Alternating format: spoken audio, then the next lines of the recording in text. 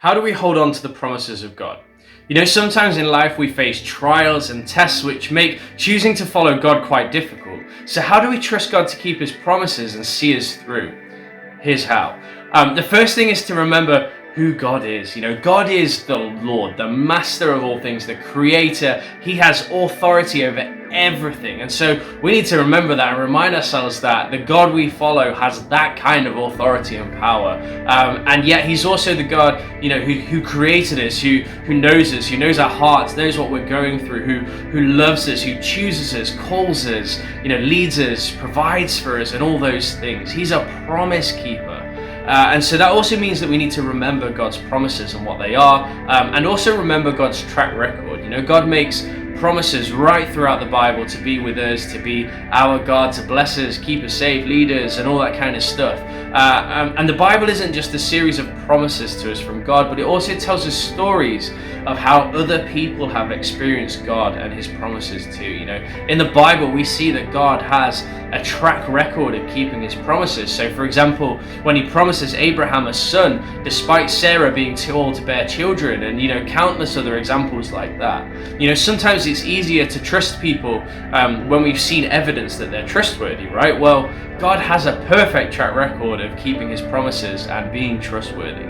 So we can trust that God will continue to keep his promises to us today. But we also get to ask too, and even be audacious in our asking. For example, to take Abraham as an example again, in Genesis 18, God is preparing to wipe out the evil cities of Sodom and Gomorrah, but Abraham asks him to spare the city if there are 50 good people there. And God says, okay. And so Abraham, trying his luck a little bit, goes, okay, what about 40? What about 25? And eventually they settle at 10, as God, every single time Abraham asks, God says, yes, okay, because you've asked, and I love you. And unfortunately there aren't 10, but God does spare Abraham's nephew Lot and Lot's family from the ruin. So for some reason, out of love for us, God actually listens to what we asked. And it's even encouraged. In Philippians 4, it says, do not be anxious about anything, but in every situation, by prayer and petition, with thanksgiving, present your requests to God. And that means that we get to audaciously ask God for help or ask God to change things through prayer. We can be open and honest, constantly talking to God, constantly asking for his guidance or reassurance if we're unsure of something, or even just his blessing over us and what we're doing.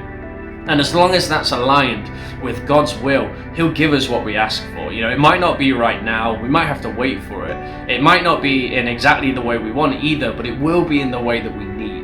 God is faithful. God listens to us. So why not pray the promises of God over yourself or over those around you? Hold God to his promises in the knowledge that he is a promise keeper with a perfect track record of keeping his promises.